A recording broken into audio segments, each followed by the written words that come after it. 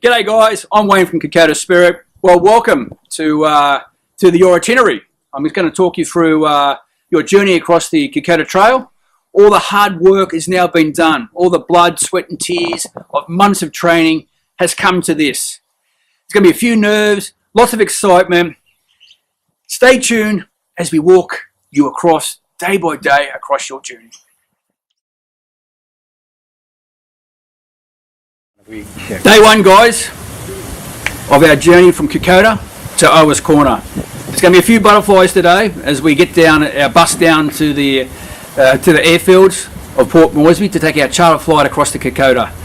We are going to fly over the Owen Stanley Ranges. We're going to fly over the Kokoda track and the Kokoda Trail, and you're going to get a great view of your journey ahead of you.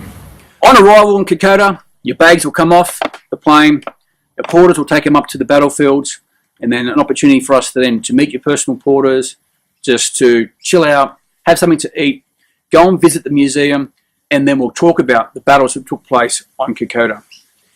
When we're ready to start walking, we're going to fill our water bottles up, and we're going to commence our journey to the campsite of DENIKI today, which will take us around about 3 hours.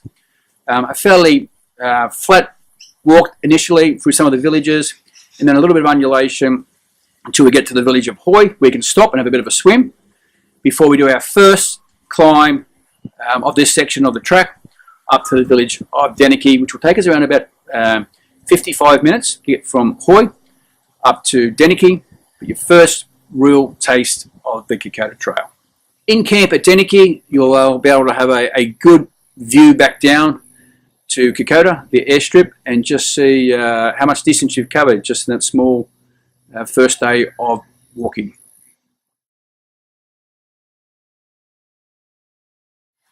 Day two.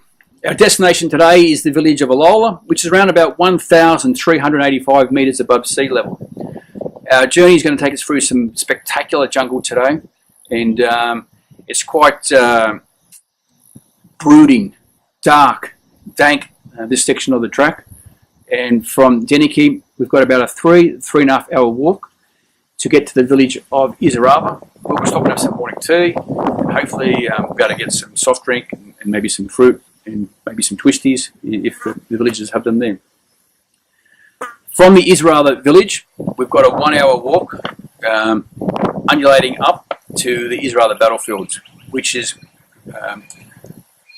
one of the most significant, if not the most significant battle site on the Kokoda Trail, and certainly one of the most significant battle sites in Australia's history. We'll have time to reflect at IORABAIWA. We'll hold a remembrance service up there. We'll read some poems and to pay our respect to those who gave their lives at IORABAIWA.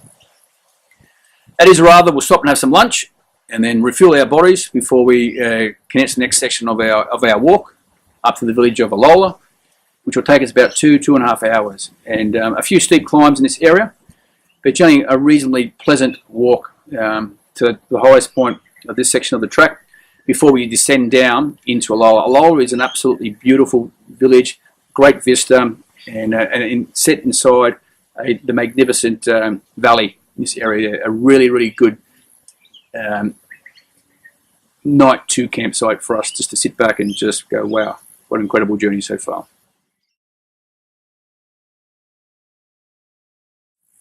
Day 3, our destination today is Templeton's Crossing. It's going to take us around about 7 hours to get to Templeton's, and this morning we've got a steep descent down from the village of ALOLA, and then before we've got a smallish climb back up, and we're going to follow the ridgeline around the top until we get to Yura Creek. But before we descend down to Yura Creek, we're going to stop and have a look at the Japanese defensive positions. We'll get to see some Japanese artillery shells and some Japanese helmets and some of their tunnel systems to get an idea of actually what took place out here on the trail. From the Japanese defensive positions, we are going to cross the Yura Creek, and we have a spectacular bamboo Sydney Harbour Bridge for us to get across today. It really is quite an engineering feat, constructed by the locals and the Kokoda Track Authority, and allows us generally all weather access across this magnificent river. On the other side of Yora Creek, we'll refill our water bottles. We'll have some morning tea. And then we have got a reasonably tough climb. We've got about 3 hours to get up to the highest point of this section of the trek, and at roughly around about 1,950 metres. And to say, it's about 3 hours, but it's just a constant 1 foot after another, small step to the top of this ridge line.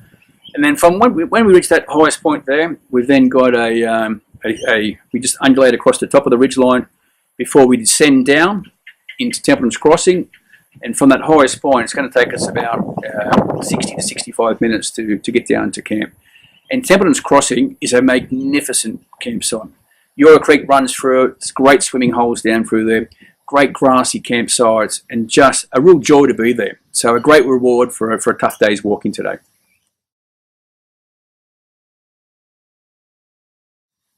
Day 4, we've got 8 hours walk today. So we're going to leave Templeton's Crossing, and we're going to follow the river along the ridge line until we get to Templeton's Crossing number 1, or dump 1 as they call it.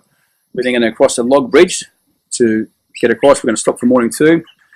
And then we've got an hour fairly steep climb up to what's called the Kokoda Gap. And that's a really hard, tough little section of the track. But we'll get up the top there, and if the weather's kind to us, we'll stop and just have a bit of a rest and look back down at the vista.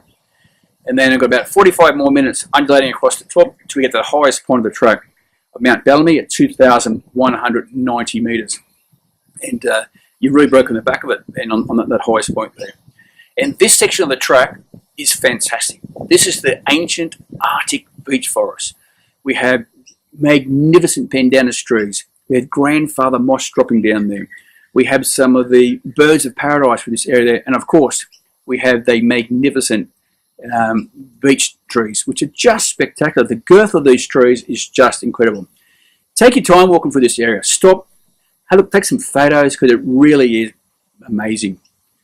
From this section, we're then going to drop down to the 1900 campsite, where we'll stop and have another chance for something to eat and get some fresh water, before we then undulate across this section of the track to 2,000 metres, and then we descend down of about 2.5 hours to 3 hour descent down to the village of NADURI. NADURI is a beautiful village, big grass campsites, and a really wonderful village just to explore if you have the energy later in that afternoon there. That night we'll just sit around on the grass, around a fire, and just contemplate the fact that we've actually now got over the highest point of the track.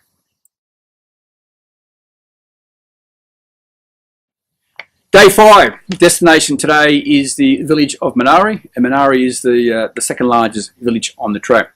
So our day today, straight from NADURI, we've got a very steep descent down to the river before we've got what I call probably the toughest and shortest climb on the track from the river up to Afogi number 2. It's a 45 minute to 55 minute climb, and very steep and quite tough. And depending on what time of day that you're climbing, it can be very, very hot. So make sure that you've had plenty of fluids before you attempt this section of the track.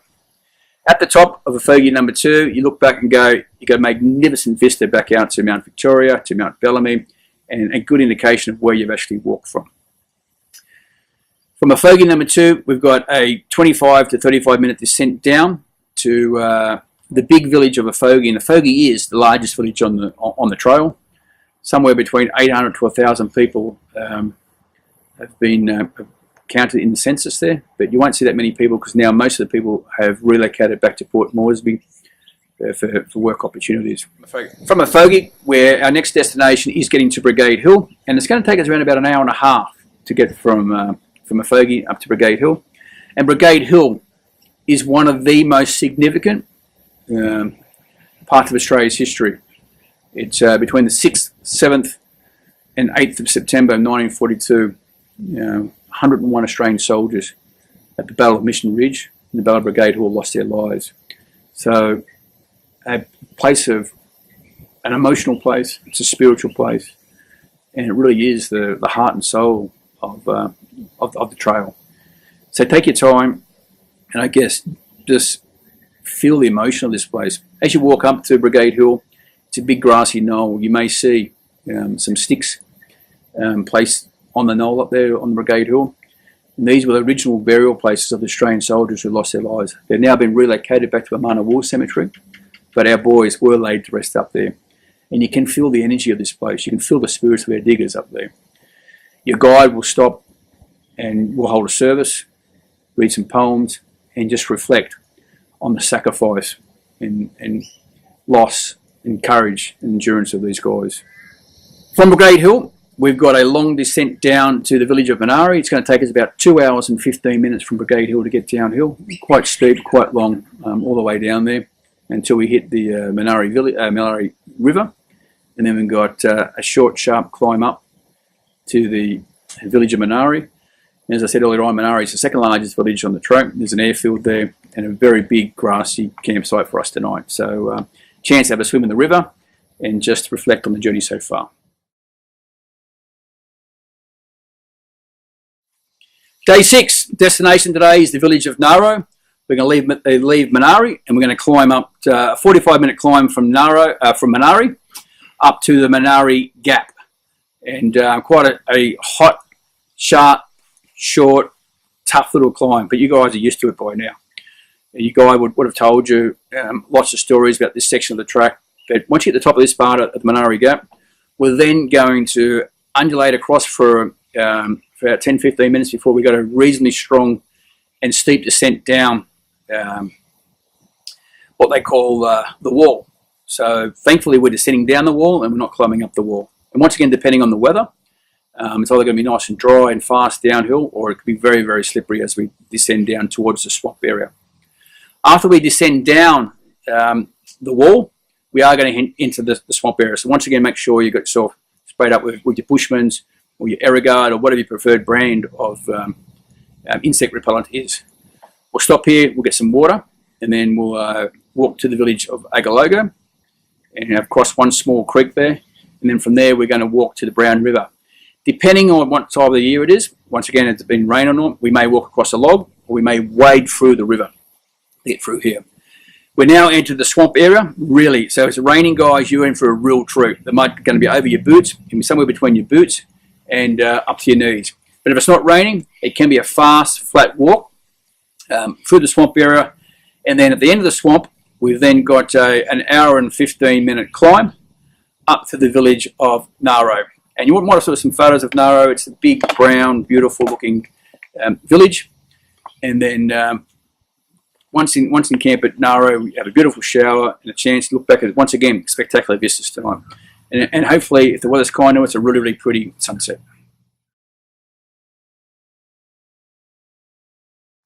Day 7, destination today is the village of IORABAIWA. And we're going to finish climbing to the top of the Maguli Range. Maguli Range was the 9 false peaks that we've spoken about earlier. And, but there's more than 9 false peaks. I think there's probably somewhere between 11 and 12 peaks. But we've only got about an hour and 15 to get from NAORO to the highest point of the Maguli Range at 1,350 metres. Then from the highest point, we're going to undulate across the top, past the Japanese banana gardens, and then descend down for between 1 hour and 45 minutes and 2 hours and 15 minutes to Offie Creek. And we'll stop at Offie Creek, we'll have lunch, but a great opportunity to go for a swim, to cool off and just relax in this beautiful river. It really is a spectacular little river for us to swim in. Fill up our water bottles, refresh ourselves, have our lunch, and then from there we're going to climb up to the top of IORABAIWA Ridge, which is around about 930 metres above sea level.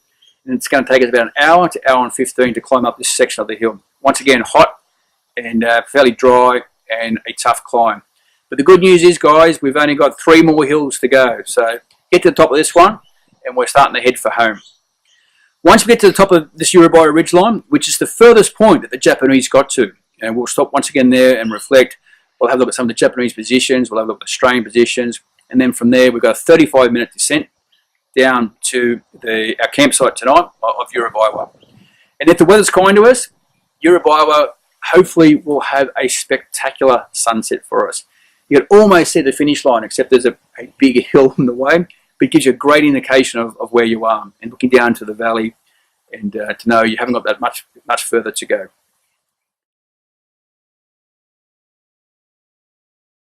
Day 8, Goldie River. So from the URABAIWA village, we've got a descent down about 35 to 40 minutes down to Farleigh Creek.